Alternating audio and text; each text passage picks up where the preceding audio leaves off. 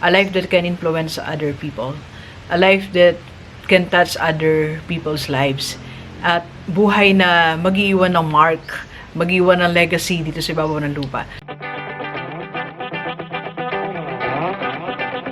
Para each time na makikita mo yung mga outside positive day delivers, this is local shall be added unto you. Ang ibig sabihin mga tingnan. So second is to be organized para maging righteous. Start your journey on how to become rich. Thank you very much. Let's go, let's go.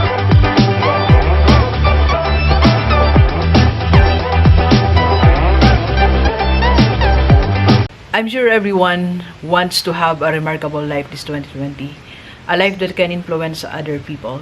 A life that can touch other people's lives.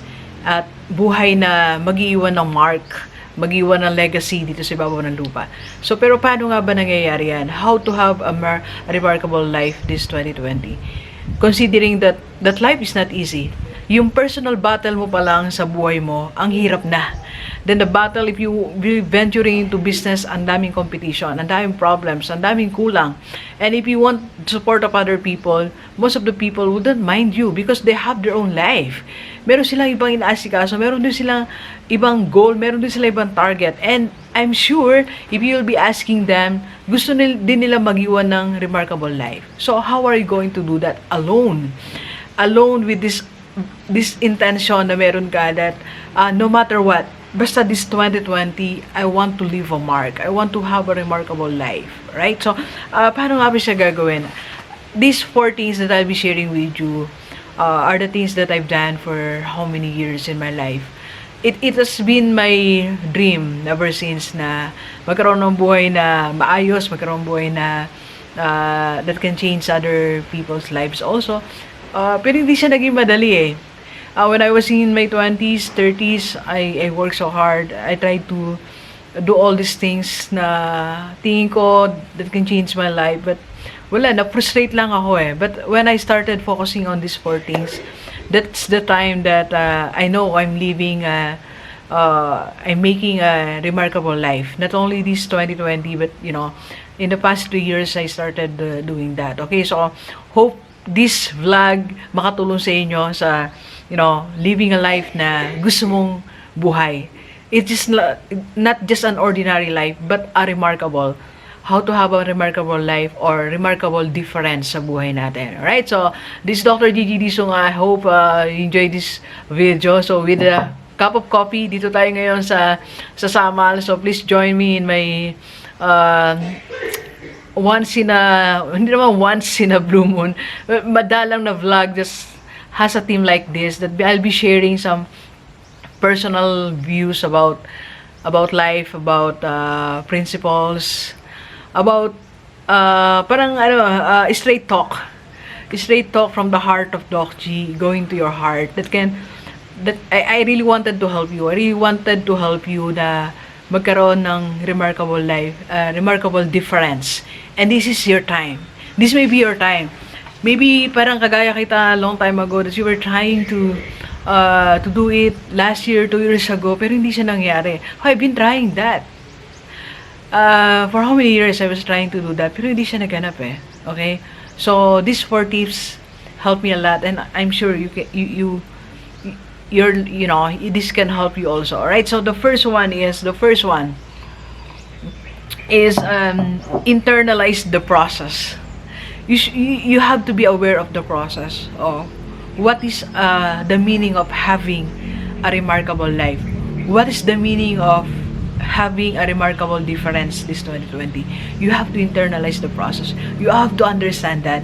You need to imbibe you know, that culture, that belief, that mindset na dapat meron ka to have a remarkable life. So you have to build personal discipline. That's the first. It's all about discipline. Sabi nila, di ba, narinig natin, it's all about mindset, it's all about, well, that's right. For me, mindset, dagdagan natin siya ng discipline. Mindset kasi nasa isip natin eh. But when you are started to do it every day, when you're starting to apply it every day, that's discipline. When you wake up earlier, 30 minutes earlier than your usual time, and that's discipline. And you need that. To have a remarkable life, You need to wake up 30 minutes earlier than your usual time. You need to be up until midnight. Okay, so that's discipline. That's discipline. So you have to internalize that kailangan ko magkaroon ng disiplina sa sarili ko. That's number one. If you will not discipline yourself, it will just be the same year. Just like 2019, 2018, 17, na walang nangyari. Na natapos yung 365 days na wala kang accomplish. Right? So, you need to have discipline. And you need to really work hard. Well, wala tayong problema sa work smart. That's good. But working smart is just a product of working so hard. You need to work hard first. Yun muna yung mauna. Work so hard. You do the task. Ikaw mismo gawin mo. Ikaw mismo gumawa. Ikaw mismo magising ka. Ikaw mismo you go there. Ikaw mismo you go to the clients. Ikaw mismo mag-file. Ikaw mismo mag-computer. Work so hard. Ikaw mismo mag-monitor. Then after that, you work smart. You need to realize that. That's internalizing the process. And it's also about correcting your attitude, correcting your wrong beliefs, correcting the wrong paradigm, wrong mindset. That's how you internalize the process. So that's the first thing that you need to do. If you want to really change your life, you need to internalize the process. Self-discipline, work hard, correct your attitude. That is, magkaroon tayo ng yung tinatawag na, I will correct myself. You need to correct yourself every day. Yung bagay na ginawa mo kahapon, it did not work. Hindi siya naganap, over budget ka, mali yung lifestyle mo, mali yung choice of words and everything. You need to change that. That's correcting yourself. And lahat ng yan, that's internalizing the process. It's just simply saying to yourself that what I'm going to do this 2020 is not an easy task. It's not easy to live a remarkable life, or to have a remarkable life and remarkable difference in this world, right? So that's the first, internalize the process so that you are ready, so that you will not complain every time na may-encounter ka ng hardship sa buhay, every time na maka-encounter ka ng sobrang sakit ng damdamin and everything. You just say that this is just a part of the process. This is just the part of it. I need to experience that, right? So second thing that you need to do to have a remarkable difference or life this 2020 is you should have a flash change. Flash change talaga. Bigla ang pagbabago talaga. You see, sometimes we need to break the rules. Sabi nila, magbago tayo unti-unti, one time at a time. Pero it's remarkable eh. You want to have a remarkable life. Something like remarkable, not ordinary, not the usual one. Kasi if you will be just going to the usual process, it's not remarkable. Flash change. Biglang pagbabago. Yung bukas, eto ka na. Yung bukas, nagbago na itsura mo, nagbago na yung pananaw mo sa buhay, nagbago na yung sinasabi mo report. Yung iba ka na talaga. It's a flash. Bigla, it's now. It's today. It's today. And it's a total package. From the way you speak, the way you give advice, the way you talk to different people, the way you organize yourself, the way you organize things, your rooms, your office, and everything in your life, that's a flash change. And when you say flash change, you are doing some change that is, this is very important. This is very important. So you do something that is totally different from what you are doing. That's flash change. Okay, so yun yung biglang pagbabago. For example, hindi kasi magiging remarkable kung halimbawa teacher ka, tapos bigla bukas, nag-tutor ka sa kapitbahay mo. Hindi yung flash change. Diba? It's not remarkable. It's totally different from what you are doing. Doc, mali naman yung prinsipyo mo yan. Paano kung gagawin? You can do it. Kasi gusto mo, remarkable yung gawin mo ngayon eh. Diba? Yung may kakaiba, may ibang dating. Remarkable. What I'm doing right now, sino ba mag-iisip na ako isang teacher? I'm a speaker, I'm a coach, I'm a vlogger, I'm a business coach right now, and I'm doing different things right now. I'm venturing into your business, I'm venturing into different investment, different things na I digitize, okay? I'm doing it, of course, with my team, pero it's totally different. It's totally different from what I'm doing inside the classroom. That's flash change. That's remarkable. last December, ano kami ng mga classmates ko, ang tawag dito, nag-reunion. So, everybody was asking, anong nangyari sa'yo? What happened to you? Ano ginagawa mo ngayon? Bigla naging vlogger ka. Hindi ka naman nagsasalita nung college eh. Nung high school lalo. Hindi ka naman nagsasalita nung high school. So, it's remarkable. And, it's a flash actually nung nag-start ako 3 years ago. 3 years ago, iba na talaga siya nung I'm a principal and a dean of college of education and dean of academic affairs. So, buti pa yung pagsasalita related eh. But when I became a vlogger, nag-start ako mag-vlogger, that's something remarkable.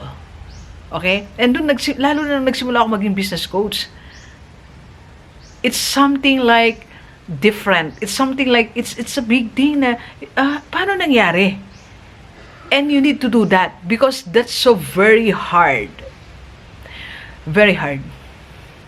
Doon sa hindi po nakakaalam, gaano ba kahirap pinagdaanan mo, Doc? Ang dami. Bashers pa lang. What are you doing there?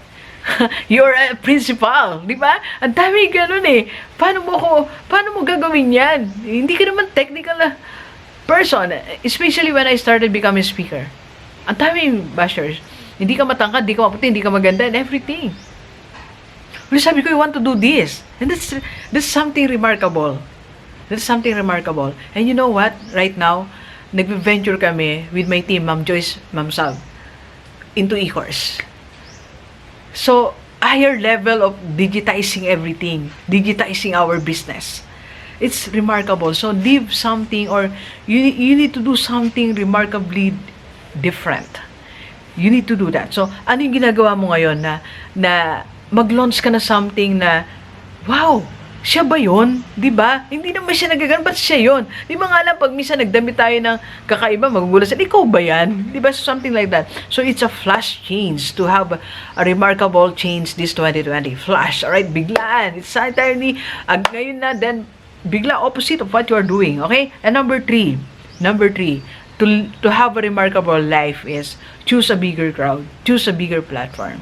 So kung dati nandiyan ka lang sa cubicle ng office mo, nag-launch ka na something, no, ngayon, bigger crowd, thousands, hundreds of people, thousands of people will be benefiting for what you're doing.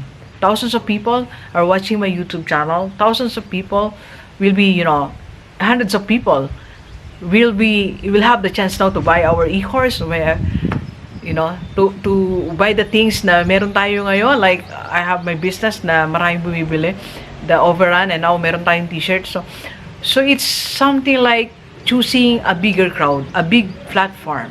I chose YouTube. I chose online. That's something. So you choose a bigger, you can join a group, you can join an organization. Diba? Pwede ka mag-join sa mga ganyan. So, it will not be remarkable kung 10 lang member. It will not be remarkable kung dyan lang sa area nyo. It's something like international, nationwide, something like that. Okay? So, choose a bigger crowd. Last thing that you need to do in order to have a remarkable life is just you have to maintain that success. Alam niyo, isa sa mga problems natin, tayo lahat, so lahat ng mga nagiging successful, hindi alam paano ba i-manage yung success. Remember, success should be managed also. That alam natin, anong gagawin mo after having this success. So, nagkaroon ka na ng remarkable life, nagkaroon ka na, you live a remarkable difference. So, anong next na dapat mong gawin? The next thing is, you need to manage that success. You need to maintain that. So, it's either you venture, you expand that one, or you venture into bigger one. So, ang mahalaga, you manage that success na meron ka. Otherwise, after that, wala na, parang natapos na yung 1 unit, nakapag-produce ka ng isang ganitong kakaibang online business, nakaisip ka ng kakaibang dapat na gawin, or app, or anything, then eventually, we stop. But that should not be the case. So, dapat nag-expand tayo, and we are maintaining that success. Okay? Alright, so, Delivers, that's the 40 or 5 things na ginawa natin. I myself, I did it for 3 years. How to have a remarkable life. It's not easy. That's why ang first step ko is you have to internalize the process. It's not an easy journey. It's not an easy task. Right? So, you have to internalize it, and you need to have a flash change, and you need to choose a bigger crowd. Yan yung mga tips na pwede natin gawin. It's January 22 right now. So, ang nakukonsume natin for 365 days is only 22 days pa lang. So, it's still a long way to go. Okay, believers, pangarapin natin that this 2020, I will have a remarkable life. So, how are you going to do that, Doc? Gusto ko magkaroon ng ganyan, but I don't know how. Di ko lang kung paano. I can be your coach, I can be your mentor. Message ka lang sa akin. Okay?